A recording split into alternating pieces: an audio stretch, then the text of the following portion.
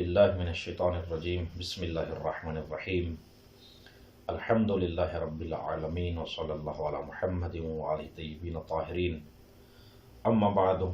کل ہم نے خطبہ شعبانیہ میں پیغمبر اکرم صلی اللہ علیہ وآلہ وسلم کی جانب سے ماہ مبارک ماہ رمضان کے لیے ذکر کیے جانے والے فضائل اور برکات کا ذکر کیا تھا۔ آج ان میں سے جو باقی ہیں اور وہ خصوصاً وہ اعمال جو پیغمبر اکرم صلی اللہ علیہ وآلہ وسلم نے ماہ مبارک ماہ رمضان کے لیے بیان فرمائے ہیں، ہم وہی آپ کی خدمت میں پیش کریں گے۔ پیغمبر اکرم صلی اللہ علیہ وسلم فرماتے ہیں فَإِنَّ الشَّقِيَّ مَنْ حُرِمَ غُفْرَانَ اللَّهِ فِي هَذَا الشَّهْرِ، شقی اور بدبخت ترین انسان وہ ہے جو اس ماہ مبارک ماہ رمضان میں اللہ کی مغفرت سے محروم رہے۔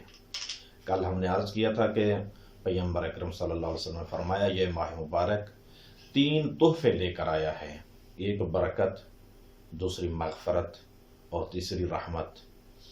پیغمبر اکرم آپ فرما رہے ہیں من حرم غفران اللہ، جو اللہ کی مغفرت سے محروم رہ گیا وہ بدبخت ہے۔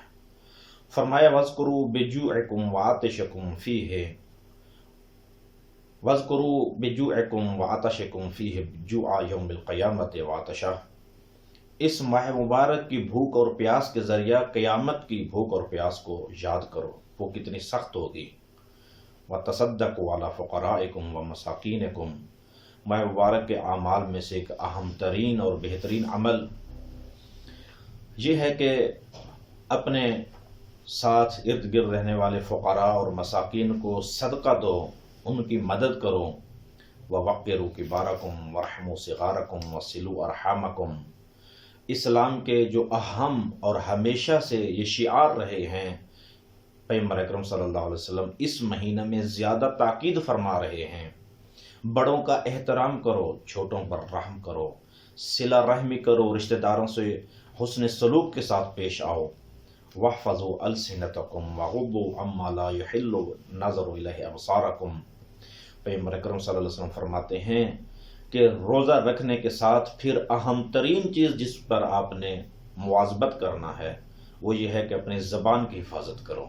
خدا نخواستہ اگر روزے کے ساتھ انسان سے غیبت سرزد ہو جائے تو روزہ باطل ہو جاتا ہے معنوی طور پر، اگرچہ ظاہری طور پر روزہ پورا کرنا ہوتا ہے لیکن اس روزے کا فائدہ نہیں رہتا۔ اپنی آنکھوں کو حرام چیزوں سے محفوظ رکھو، اپنے کانوں کو حرام چیزوں سے محفوظ رکھو۔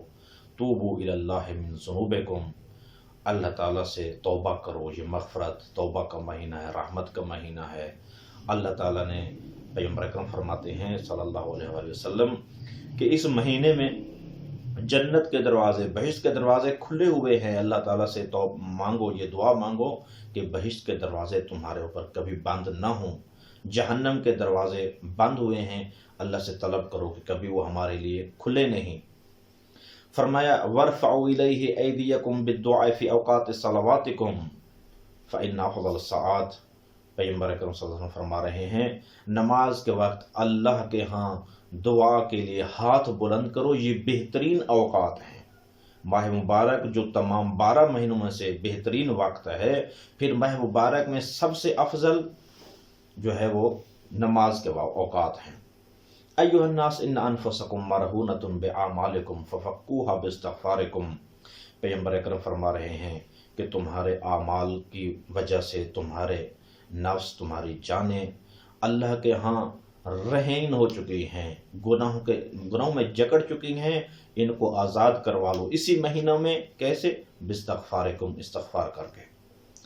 فرمایا ایھا الناس من فطر منکم صائما مؤمنا فی ھذا الشہر کان لہ بذلک عند اللہ عتق رقبۃ ومغفرۃ مما مضی من ذنوبہ، جو شخص اس مہینے میں کسی مومن کی افطاری کرواتا ہے، روزہ دار، صائما مومنا، روزہ دار مومن کی افطار کرواتا ہے، اس کے سارے گناہ معاف کر دیے جائیں گے اور اسے ایک غلام کے آزاد کرنے کا ثواب ملے گا۔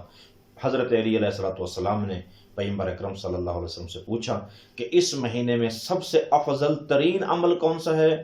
فرمایا یا ابا الحسن افضل الاعمال فی ھذا الشہر الوعء عن محارم اللہ، بہترین عمل پروردگار کے حرام کردہ چیزوں سے دوری اختیار کرنا، یہ سب سے بہترین عمل ہے۔